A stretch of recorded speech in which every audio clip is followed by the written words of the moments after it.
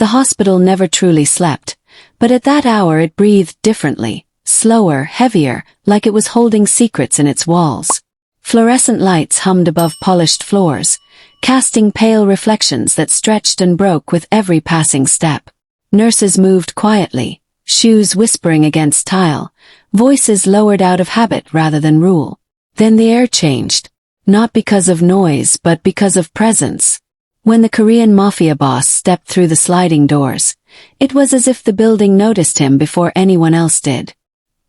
He was tall, broad-shouldered, dressed in a dark coat that looked too expensive for a place that smelled of disinfectant and exhaustion.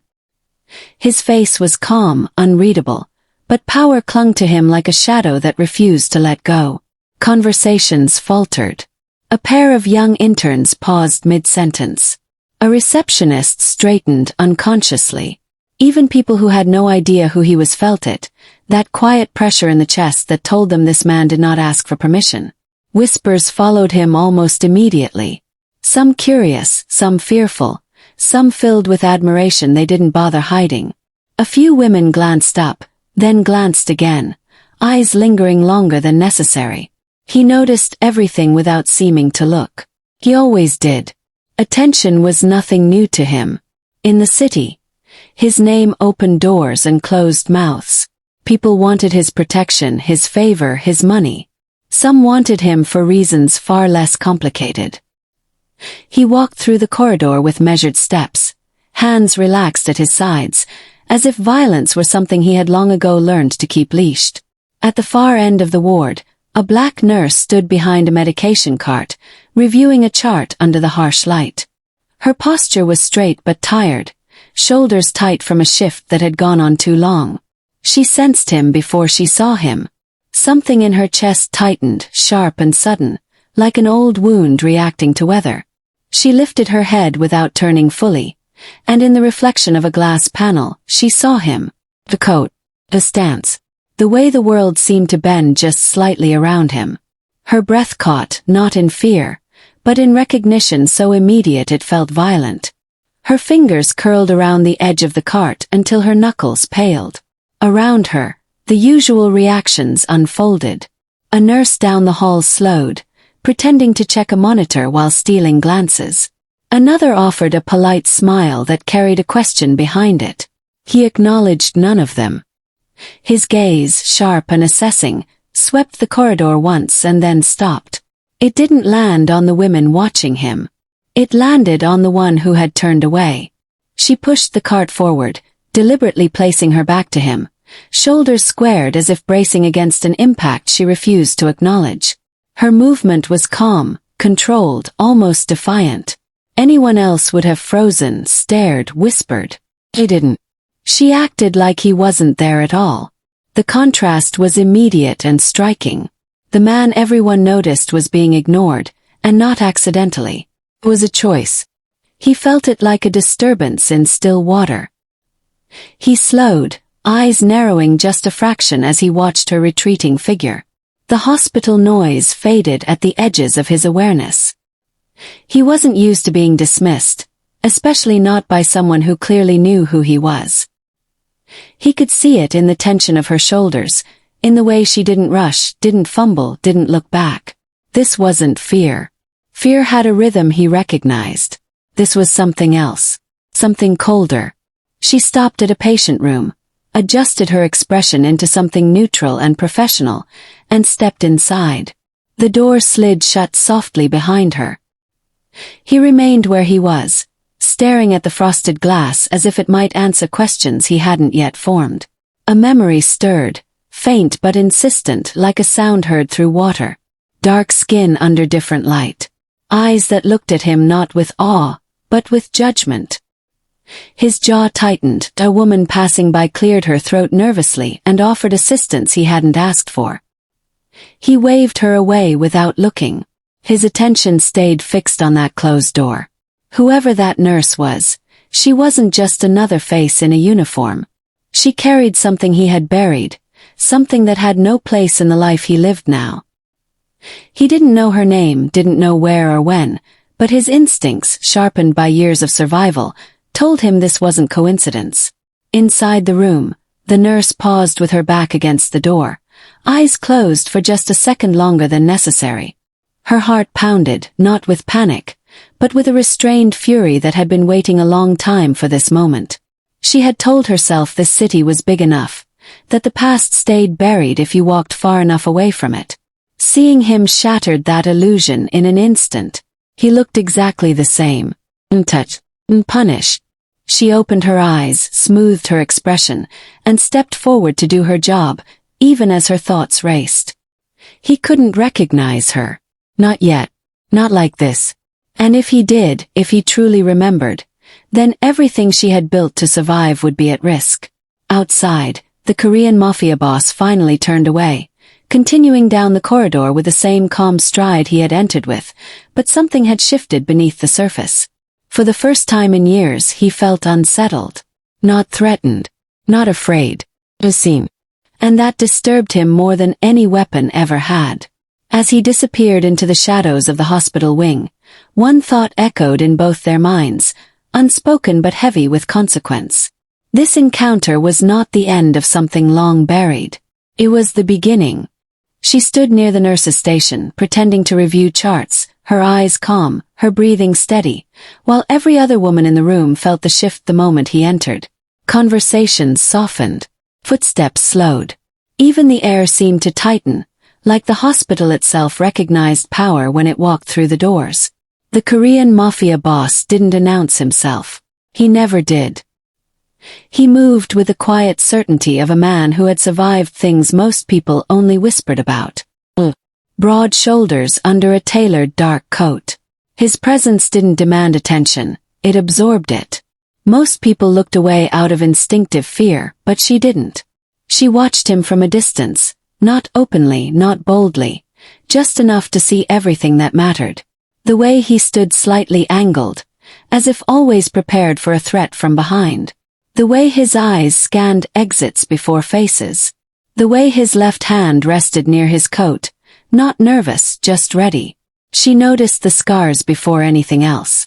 Not the dramatic ones people expected, but the quiet marks that told real stories. A faint line near his jaw, almost hidden beneath perfect skin. A tightness in his knuckles, as if bones had healed wrong long ago. Small details no one else saw because no one else knew how to look. The other nurses whispered. Some smiled nervously. Some straightened their posture, hoping to be noticed, hoping to be chosen, hoping his gaze would land on them for even a second. They didn't know what they were hoping for, only that something about him felt dangerous and intoxicating at the same time. She felt none of that. Her pulse didn't race. Her hands didn't shake. What moved inside her was heavier than fear. It was memory. He paused near the hallway leading to the private wing. For a brief moment, his eyes lifted, scanning the room again, and though he didn't look directly at her, she felt it anyway. That invisible thread. That awareness. Like he sensed someone in the room who wasn't reacting the way everyone else was. She lowered her gaze slightly, not out of submission but control. She had learned long ago that the most dangerous thing you could do around men like him was let them know you saw too much. She pretended to focus on her tablet, but her mind was elsewhere. She remembered the sound of rain on concrete. The smell of blood mixed with disinfectant. The weight of secrets pressed into silence. This wasn't the first time she had seen him, even if he didn't realize it yet. He took a step forward, then another. His shoes silent against the polished hospital floor. People parted instinctively to make space. Respect born not from kindness, but from reputation. She caught a glimpse of his profile as he passed the glass wall. Controlled. No wasted movement.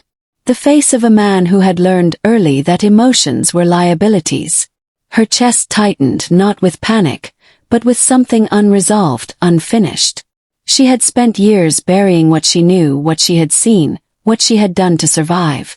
She had told herself that chapter was closed, that the past stayed where it belonged. Yet here it was, standing 20 feet away, breathing the same air. He stopped near the reception desk, speaking quietly to a hospital administrator. His voice was low, steady, carrying authority without effort. She couldn't hear the words, but she recognized the tone. The same tone used when decisions were already made and resistance was pointless. Her fingers curled slightly against the tablet. Not fear. Never fear. It was the tension of unfinished business, the kind that sits in your bones and waits patiently. One of the younger nurses leaned toward her, whispering excitedly about him, about rumors, about money and danger and fascination. She didn't respond. Her eyes stayed fixed on the reflection in the glass, watching him without watching him. She knew things no one else here knew. She knew what he looked like when he bled. She knew the sound he made when he thought no one could hear. She knew the cost of being close to him and the cost of walking away as he turned slightly. His gaze passed over her again, lingering for just a fraction longer this time, as if something about her unsettled him. She felt it then. The moment stretching thin. Her lips parted, barely moving. Her voice no more than a breath lost in the hum of machines and footsteps. She whispered his name under her breath. Not the one people feared. Not the one written in rumors. The real one. The name no one in this hospital knew. In this city his name moved faster than his shadow, whispered in boardrooms, nightclubs, police stations, and back alleys with equal weight, a name that meant protection to some and quiet terror to others, a man who built an empire not just on violence but on precision, patience, and an understanding of human weakness. People admired him because he made chaos feel organized, because businesses flourished under his protection, because crime around his territories dropped while loyalty rose. Because when he promised safety he delivered it with finality. Politicians never mentioned him publicly yet never moved against him privately. Officers lowered their voices when his vehicles passed.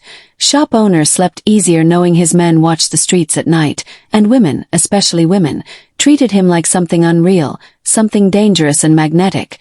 They studied his movements, his silence, the sharp lines of his suits, the controlled way he never needed to raise his voice. Mistaking restraint for kindness and power for romance, they threw themselves into his orbit hoping to be noticed, hoping to be chosen, believing proximity alone could change their lives. Some chased him for money, others for protection, others for the thrill of standing beside something forbidden. And he accepted the attention with indifference, not cruel, not kind, simply unmoved, because admiration had never impressed him, fear had never excited him, and affection had always come with conditions he refused to trust. Inside the hospital his presence worked the same way. Staff straightened unconsciously, conversations hushed, phones were tucked away. Eyes followed him as he walked the corridors like a man who owned more than just buildings, yet none of it touched her. She stood there immune to the gravity that pulled everyone else closer, watching the spectacle without participating, knowing the truth behind the legend, knowing how carefully crafted the image was, how many bodies, compromises, and quiet sacrifices built the man people worshipped. She had seen the nights when power looked fragile, when blood didn't listen to money, when influence couldn't stop pain. And because of that knowledge his reputation meant nothing to her. She didn't lean forward when he passed, didn't steal glances when he turned away, didn't soften her expression in hope of approval. Her distance was not arrogance but certainty. And that certainty set her apart more than beauty ever could. He felt it before he understood it, a subtle resistance in a room full of surrender, something not bending the way everything else did. His instincts sharpened, scanning again, slower this time, not for threats but anomalies, and there she was, still calm, still unreadable, still uninterested, the one woman not reacting, not performing, not pretending, and that unsettled him more than open hostility ever could, because power feeds on response, fear or desire, and her lack of both created a silence he couldn't ignore. His mind, trained to notice patterns, flagged her as a problem without knowing why. He continued his conversation, nodded once, dismissed the administrator with a glance, but his attention was no longer fully present. It hovered, pulled back toward her like an unfinished thought. He had built his life mastering influence, understanding how people moved when he entered a room, and this woman disrupted that order simply by standing still. He watched her reflection. Instead of her face, noted the way she carried herself, not defensive, not eager, just grounded, like someone who had already faced the worst and survived, and something unfamiliar stirred beneath his calm exterior, not attraction, not anger, but irritation edged with curiosity, because for the first time in a long time someone had looked at him and seen past the myth, and as he turned slightly, allowing his gaze to settle more openly on her now. He realized she wasn't avoiding him at all, she was choosing not to engage. And that choice bothered him far more than admiration ever had. The moment finally came not with drama but with inevitability, a crossing of paths that had been circling each other since he stepped into the building. He moved down the corridor with quiet authority, footsteps measured, expression unreadable, when a nurse stepped into his path with a clipboard held firmly against her chest. She didn't rush, didn't apologize for blocking his way, didn't glance up nervously the way others did. She simply stopped him because it was required, her voice calm, professional, stripped of emotion as she asked him to wait because visiting hours were over and procedures had to be followed. The words themselves were ordinary, but the way she delivered them was not. There was no tremor, no hesitation, no attempt to soften the refusal, and for a brief second he studied her the way one studies a locked door, assessing without touching. He responded just as simply, stating who he was there to see, expecting compliance out of habit, out of years of doors opening. The moment his name was implied, but she didn't move, didn't step aside, didn't lower her gaze. Instead she checked the clipboard, nodded once, and told him the patient was stable and would not be disturbed tonight. The air between them tightened, subtle but undeniable, like a wire pulled too far. He noticed the way her eyes stayed level, not challenging, not submissive, just fixed, and something in him bristled. Not because she said no, but because she said it without fear, without reverence. As if he were any other man standing in a hallway. He replied curtly that the rules could be bent, not as a threat but a statement of fact, and she answered just as briefly that they wouldn't be tonight. Silence followed, heavy and deliberate. Staff passing nearby slowed unconsciously, sensing tension without understanding it. He leaned slightly closer, lowering his voice, not menacing but firm, asking if she knew who he was, and she met his gaze fully now. Eyes steady, voice even as she said.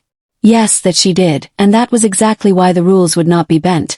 The admission landed harder than refusal ever could, because recognition usually came with deference, not resistance. His jaw tightened almost imperceptibly. His mind racing through possibilities, arrogance, ignorance, moral courage, but none fit. She wasn't posturing, she wasn't performing bravery, she was simply unmoved, and that unsettled him more than open defiance. He asked her name, expecting a delay, a stumble. Something to reclaim control, but she gave it plainly, without offering anything more. No explanation, no apology. And then she gestured politely toward the waiting area as if dismissing the conversation entirely. The restraint in her actions felt intentional, like someone trained to keep distance for survival, not etiquette.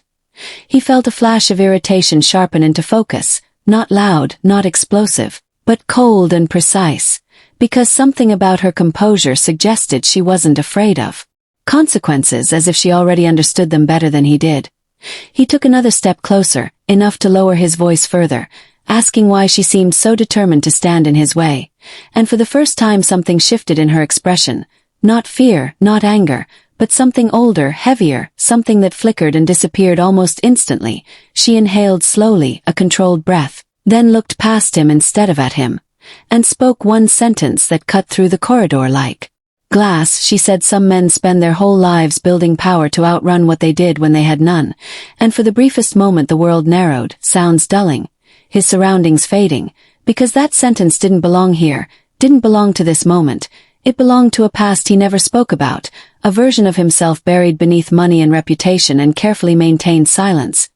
He stared at her, searching her face now, really searching, trying to understand how she could know that truth without knowing the details, how she could speak it without flinching, and she finally met his eyes again, calm restored, professionalism back in place as if nothing had happened. She repeated that visiting hours were over and stepped aside, leaving him standing there with something cracked open inside him, unanswered questions pressing against his composure, and as she walked away down the corridor, her posture steady, unhurried. He realized that fear had not failed to touch her, because she was brave, but because she already knew where monsters came from, and that knowledge made her dangerous in a way he had not anticipated. She walked away from him with the same steady pace she used for everything else, but inside her chest the past was moving, shifting, pressing forward in pieces she kept buried because remembering all of it at once would break her. The corridor lights hummed softly as she turned the corner, and the sounds of the hospital returned, monitors beeping, distant voices, carts rolling. Yet beneath it all her mind replayed images she never fully escaped. Not as a clear story but as fragments that arrived. Without warning, a flash of red on white tile, the sharp metallic smell that never truly leaves your nose, a scream cut short, not by mercy but by efficiency. She had learned long ago that the worst violence was not loud, it was quiet and purposeful, and that was what marked him even now, the way he stood still, the way his presence bent space without effort. She had seen that posture before in another place, another time, when she was younger and didn't yet understand how power worked back. When men like him were not legends whispered in the city but shadows that passed through your life and left something dead behind them. She remembered hiding in a stairwell with her hands over her ears while footsteps echoed below, remembered the sound of something heavy hitting the floor and the awful silence that followed, remembered how no one asked questions afterward and how that silence taught her the truth faster than any explanation ever could. She never saw him hold the weapon, never heard him give the order, but she saw the aftermath and she saw who walked away untouched, and that was enough, that was always enough. People thought knowing meant witnessing the act, but she knew better. Knowing was recognizing patterns, connecting absences, understanding who benefits when others disappear. She had learned that lesson early and it had followed her into every choice she made after, including the choice to become a nurse, not because she believed she could save everyone but because she needed to stand on the side where blood meant urgency instead of threat, where screams meant help was coming instead of danger closing in. She needed to touch pain without causing it, to be useful in a way that didn't destroy something else in the process. And even now as she washed her hands at the sink, fingers steady, breath controlled, she felt the echo of that old fear not as panic but as clarity, the kind that sharpens you instead of freezing you. She had known the moment she saw him that night that he wouldn't recognize her. Men like him rarely remembered faces that belonged to moments they'd already erased, but she remembered him, remembered the way his eyes stayed calm while everything around him fell apart, remembered how adults lowered their voices when his name came up, how consequences bent around him like they didn't apply.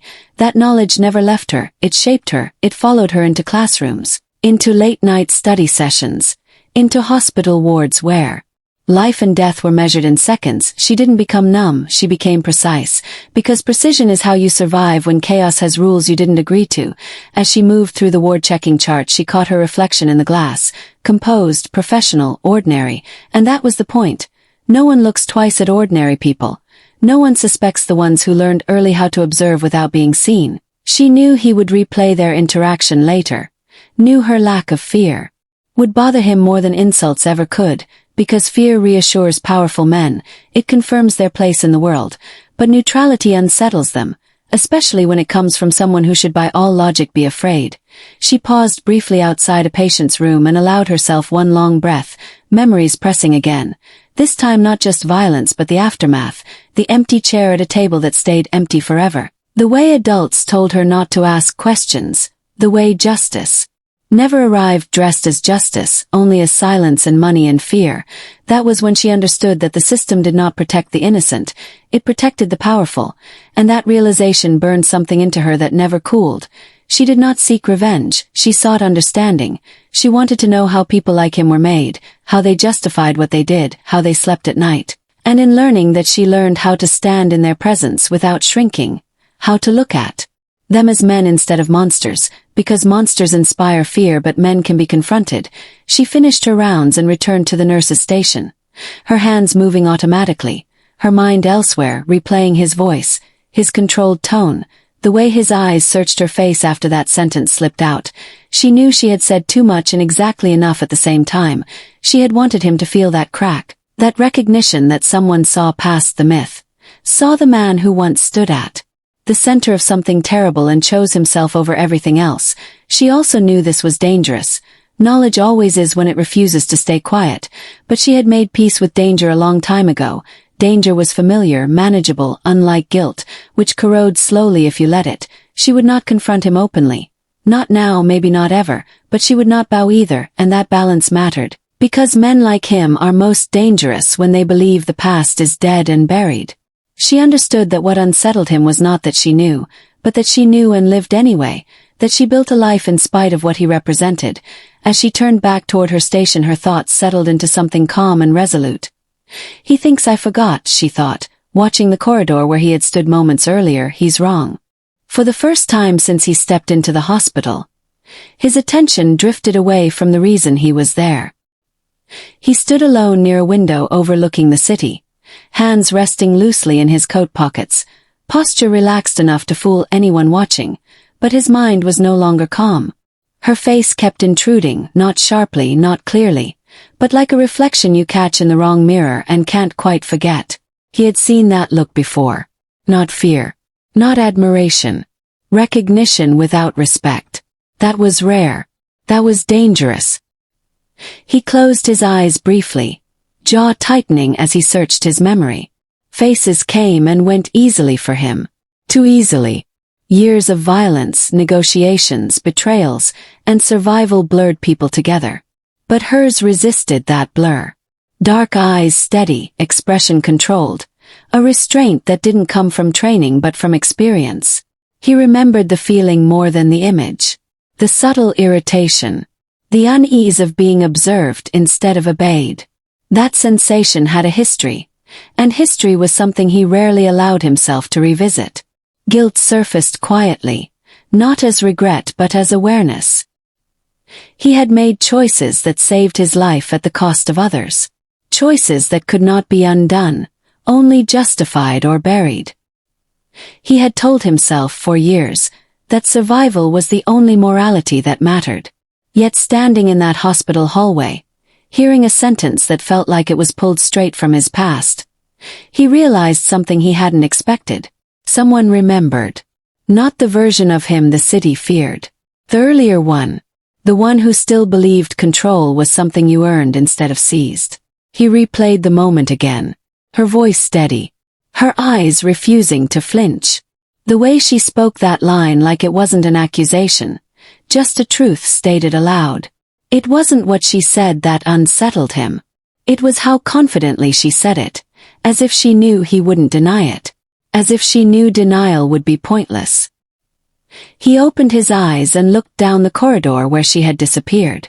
Nurses moved freely now, the tension of his presence fading, but his focus sharpened instead of relaxing. He had survived this long by never ignoring instincts, especially the ones that whispered instead of shouted. Something about her mattered. Something connected them. He didn't know how yet, but he would. He pulled his phone from his pocket and sent a single message, brief and coded, to someone who didn't ask questions unless paid to. No names spoken aloud.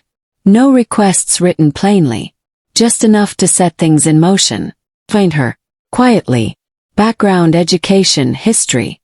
Any record before the hospital. Any connection to places he no longer liked thinking about. As he waited, his mind slipped backward, uninvited. Different city. Narrow streets. The smell of smoke clinging to walls. The sound of sirens that never came close enough. He remembered chaos and order colliding, remembered standing in the middle of it deciding who lived and who didn't matter enough to save. He remembered a girl standing too still for someone so young, eyes wide but not screaming, watching things she shouldn't have seen. The memory hit harder than he expected. Sharp enough to make him inhale slowly through his nose. Well, he dismissed it immediately. That was too long ago. Too many faces ago. Too much blood ago. He had left that place behind for a reason.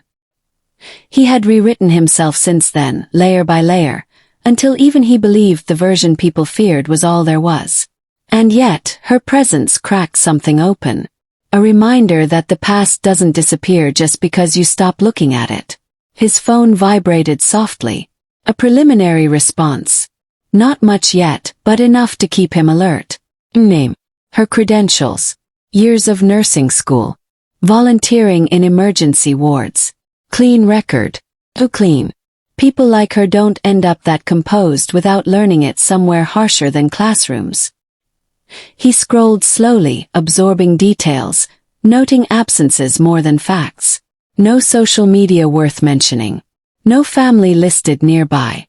A gap in her early years that paperwork didn't explain. He felt a familiar focus settle in. The kind that used to come before operations. Precise. Emotion locked away where it couldn't interfere. Whatever connection existed between them, He would uncover it quietly. Not because he needed leverage. Because not knowing bothered him more than anything else had in years. Another message came through moments later. Location. A name of a district long since swallowed by redevelopment. His chest tightened as recognition finally sharpened into certainty. The place where they met wasn't random. It wasn't coincidence. It was a night he had sealed away. A night that marked the point of no return. He stared at the screen, the hospital lights reflecting faintly off the glass, and understood what her calm truly meant. She hadn't survived him by accident.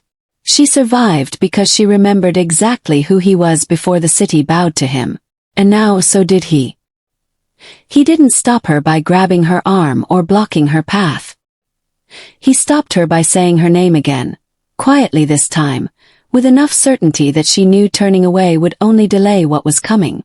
The corridor was nearly empty now, the hospital settling into that fragile calm that came just before dawn, when exhaustion softened people and walls seemed to listen. She turned slowly, meeting his gaze without surprise, as if this conversation had been waiting for them both. He told her he needed to understand. Not demanded. Not threatened. Needed. That word carried weight coming from a man like him. She studied his face, searching for calculation, manipulation, anything that would make this easier to dismiss. What she found instead was tension, carefully controlled, like a crack held shut by force of will. She told him understanding came too late for some things. Her voice was steady, professional even, but the distance between them felt charged, stretched thin by everything they refused to say directly. He asked her how she knew. She didn't answer right away. Silence filled the space, deliberate and heavy, forcing him to sit with the question instead of rushing past it. Finally, she said some memories don't fade because they were never given permission to end. She spoke of a night without naming it, of people who didn't have power deciding who mattered and who didn't. She spoke of watching men make choices that changed lives without ever looking back. She never raised her voice. Never accused him outright. She didn't need to. The truth sat there between them, undeniable. He listened without interrupting, eyes fixed on hers, expression unreadable. When she finished, she told him she wasn't there for revenge, wasn't interested in exposing him or tearing down what he'd built. She was there because pretending he wasn't part of her past had become impossible the moment he walked into that hospital. She said knowing what someone is capable of changes how you see the world, how you choose where to stand in it. She became a nurse because she wanted to be present where damage happened, not powerful where it was caused. He exhaled slowly, the sound almost lost beneath the hum of the lights. When he spoke, his voice was low, controlled, stripped of ego. He said there were nights he remembered only in pieces. Moments where survival felt like the only rule left. He didn't deny being there. Didn't deny making choices that favored himself. He didn't apologize either. Not because he didn't feel the weight of it, but because apologies don't resurrect the dead or undo the silence that follows. His confession wasn't dramatic. It was restrained, almost clinical, and that restraint made it heavier. She absorbed his words without visible reaction. This wasn't closure. It wasn't forgiveness. It was confirmation. She told him she didn't need him to explain himself. She already understood the system that created men like him, the way power rewards indifference and punishes hesitation. What she needed was honesty, and he had given it in the only way he knew how. That mattered more than remorse ever could. For a moment, neither of them moved. The past hovered close, pressing in from all sides, but neither allowed it to take over.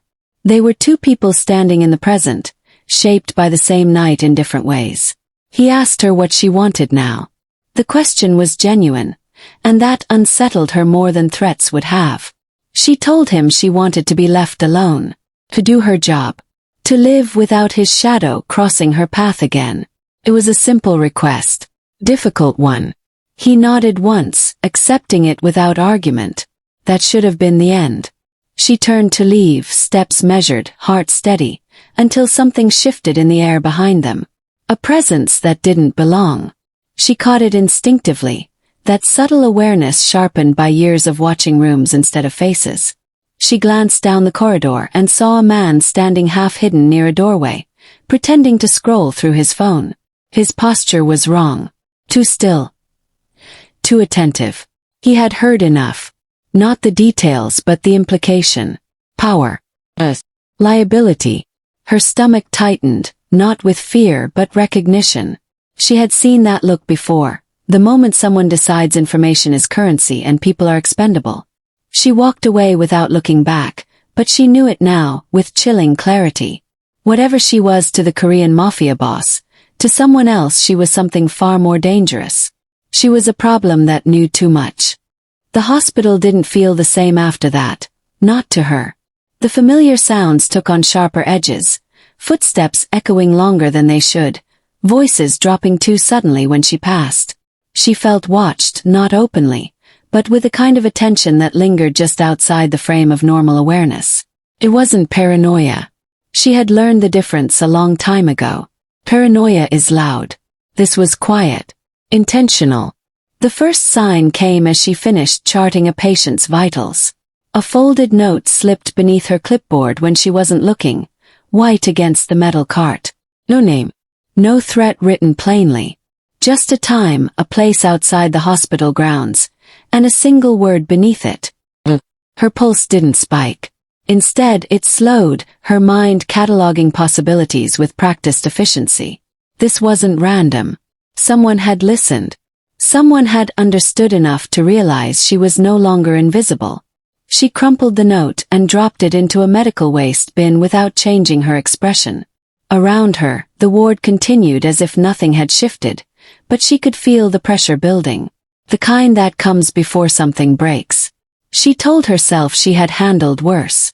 That hospitals were neutral ground. That the world didn't bend as easily as it once had. She told herself all of that and kept moving. He noticed the change before she said a word. He had been watching from a distance, instincts still alert after their conversation, and when her posture tightened, when her gaze scanned exits instead of charts, he recognized the signs immediately. Someone had moved against her. Quietly. The realization ignited something cold and precise inside him. Not panic. Not anger. Calculation. He approached her again, slower this time, careful not to draw attention. She stiffened slightly but didn't step away. He told her the hospital was no longer safe. Not yet. Not for her. He didn't explain how he knew. He didn't need to. She knew better than to ask. She told him she wasn't leaving. Her patients needed her. Running would only confirm suspicion. Her refusal was calm, resolute, and it irritated him more than outright defiance ever could. He told her protection wasn't a negotiation. She told him she didn't belong to him, didn't owe him compliance because of what he was capable of. Their voices stayed low, controlled, but the tension between them sharpened. She reminded him that involving himself would only escalate things, draw attention she couldn't afford. He reminded her that attention had already found her. The difference was whether it would be managed or allowed to grow. The ward lights flickered briefly, a harmless electrical hiccup to anyone else. To him it was a signal. He scanned the corridor, noting a man lingering too long near an exit, another pretending to check a vending machine without ever buying anything. Patterns emerged quickly once you knew how to look. He moved closer to her, not touching, but positioning himself subtly between her and the hallway. She noticed it immediately. A shift. The way he claimed space without announcing it. She told him again she didn't want his protection. He ignored that, eyes never leaving the corridor. He spoke quietly, telling her to finish her shift as normal, to act as if nothing had changed. His people would handle the rest without being seen. She told him she didn't trust his definition of handling things. He told her she didn't have to trust it, only survive it. The first real threat came minutes later. A man approached the nurse's station asking for directions. His tone polite, his smile thin. His eyes lingered on her just long enough to confirm recognition. He asked her name casually, as if making conversation. She answered with practiced neutrality, but she felt it then, the moment the situation tipped from suspicion to certainty. He thanked her and walked away too easily. She turned to the Korean Mafia boss, her voice low and sharp, telling him this was exactly what she meant. That his world followed him wherever he went. That people like her became collateral damage. He met her gaze, expression hardening, and said this wasn't his world bleeding into hers. It was someone else's. Someone who had decided information was leverage. She gathered her things, finishing her rounds faster now, movements efficient. He stayed close without hovering, presence steady, eyes alert. When her shift ended, she headed toward the staff exit instead of the main doors, hoping anonymity would buy her time. Didn't. A figure stepped out of the shadows near the parking area, blocking her path just long enough to send a message. Before words could be exchanged, the Korean Mafia boss was there, voice calm, lethal in its restraint, telling the man to leave. No threats, no names, just certainty. The man hesitated, then retreated, recognizing something he couldn't afford to challenge. She stared at him, anger and fear finally cracking her composure. She told him she hadn't asked for this. He told her she hadn't caused it either. Someone had decided she was valuable for the wrong reasons, and that made her a target whether she wanted to be or not. As they stood there under the cold glow of the parking lights, one truth settled heavily between them. She wasn't being watched because of who he was. She was being hunted because of what she knew. The car ride was silent, not because there was nothing to say, but because every word carried weight neither of them was ready to place carelessly. The city slid past the windows in streaks of light, distant and unreal, while the tension between them remained sharp and contained. He didn't take her to one of his guarded estates or underground sanctuaries. He chose a neutral place, a quiet building owned through layers of shell companies, clean, unmarked, unremarkable. Safety without spectacle. Inside, he told her she could stay as long as she needed. Protection, anonymity, resources. He spoke of moving her somewhere no one would look, of erasing traces, of making the problem disappear. His offer was precise, efficient, everything his world did best. Escape wrapped in power. To anyone else, it would have sounded like salvation. She listened without interrupting, then shook her head slowly.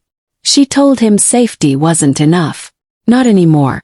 Running had kept her alive once, but it had also allowed people like him to keep living without consequence. She didn't want to disappear. She wanted accountability. The word landed hard, unfamiliar in a room designed to avoid it. He frowned, not in anger, but in confusion.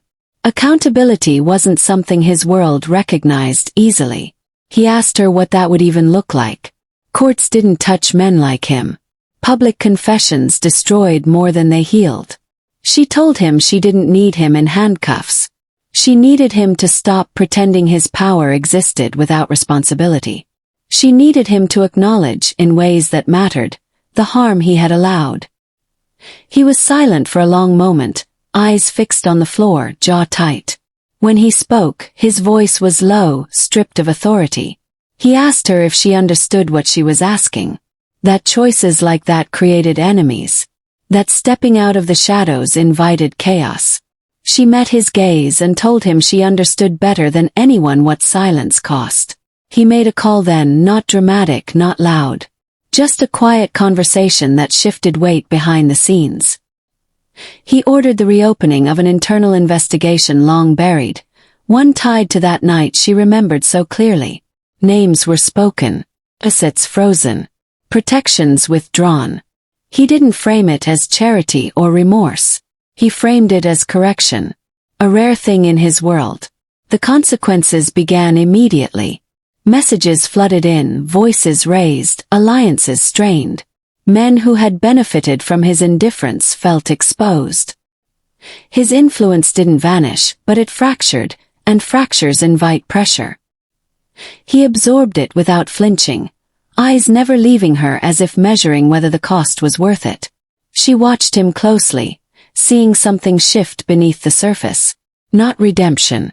Responsibility. She told him this didn't mean forgiveness. Forgiveness belonged to those who were gone. What this meant was respect. Earned, not given. She said she would stay visible. Continue working. Continue speaking when necessary. She wouldn't be his secret or his symbol. If he wanted to stand beside her, it would be without control, without expectation. He accepted that without negotiation, and that acceptance carried more weight than any promise. The days that followed were tense, the city whispering, power structures adjusting. The hospital became safer, not because it was guarded, but because the threat had been redirected. People realized she wasn't expendable anymore. That touching her meant touching him in ways that couldn't be hidden. Then she made her decision. She told him she was leaving the hospital. Not to run but to speak. To work with organizations that documented abuses his world preferred forgotten. She didn't ask his permission. She informed him. The choice was hers, and it would change his future whether he followed or not. He watched her pack a small bag, movements steady, resolved. When she turned to him, she told him this was the line. He could step toward a different kind of power or remain what he had always been. Either way, she would move forward. As the door closed behind her, he stood alone in the quiet, understanding fully for the first time that the most dangerous thing she had done wasn't knowing his past. It was choosing a future that didn't revolve around him. The city spoke his name differently now. Not louder, not softer, but with caution threaded through the admiration.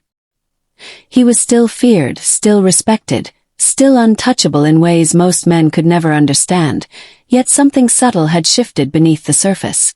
Those closest to him felt it first. The way he paused before decisions. The way he listened longer than necessary. The way certain orders were never given again. None of that came from weakness. Came from memory. She was no longer nearby. Not physically. She had moved forward exactly as she said she would, stepping into spaces that demanded courage without protection, choosing visibility over comfort. She didn't use his name. Didn't trade on his power. That mattered more than he expected. Her absence was not abandonment.